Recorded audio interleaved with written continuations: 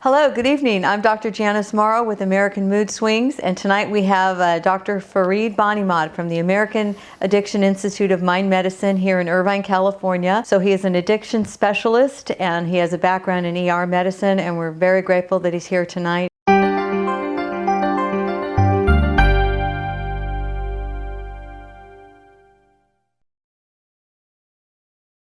There's so many things. I'm going to try not to jump around. I do want to ask about something called Narcan, because we've seen this a lot in television shows. And what happens when somebody has an overdose? What is it, and how's it saving people from when you walk in your room and a parent comes home and has found that their teenager laying there unresponsive and starts screaming hysterically? And we call 911. What's happening when they rush over with Narcan? Sure. The way Narcan works is, remember we talked earlier about mu receptors, and here's an opiate and it's binding there, whatever it is, fentanyl, heroin.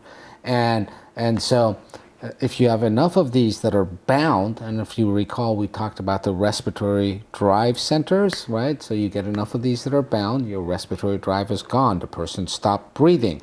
They don't even know they're not breathing, and eventually the pulmonary arrest becomes a cardiac arrest.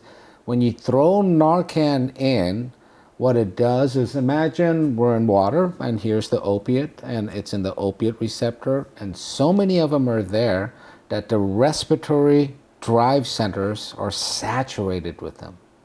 You're not sensing that you're not breathing. The Narcan comes in, and because of the intrinsic properties, without getting into details, goes to that receptor where the opiate is, says, hey, get out of here, knocks it out. Goes in there and locks in there. Now the opiate can't swim back and knock that out because of certain intrinsic properties. You get enough of those in a short enough period of time, all of a sudden the respiratory drive center comes back to life, and all of a sudden it goes, uh-oh, I don't have enough oxygen in my lungs, and the person starts breathing. The key is you got to do it quick enough, because eventually a pulmonary arrest turns into a cardiac arrest, right? It's backwards in this situation. So you got to do it quick enough to be able to do that. One other thing I want to point out about that, now, a couple of important things. Nowadays Narcan, you could get the nasal formula, right? And that's a great thing. It's saving lives.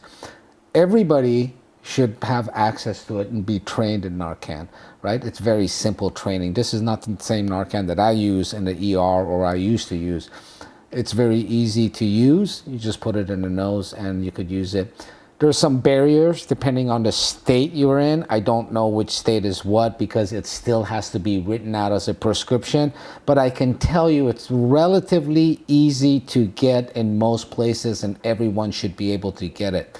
Number two, the thing that we need to really point out here is, with the fentanyls and the fentanyl analogs, it appears that we need to increase the amount of Narcan as a first shot thing. Most people think it's because fentanyl binds so tightly to that receptor. Wrong. It appears to have something to do with the fat solubility, and that doesn't matter. What's important to know is that when you're suspecting fentanyls, and that's very often nowadays, people should be aware that you might need to give more than one dose in rapid enough succession, defined by the training that you get. And I think that's important to note.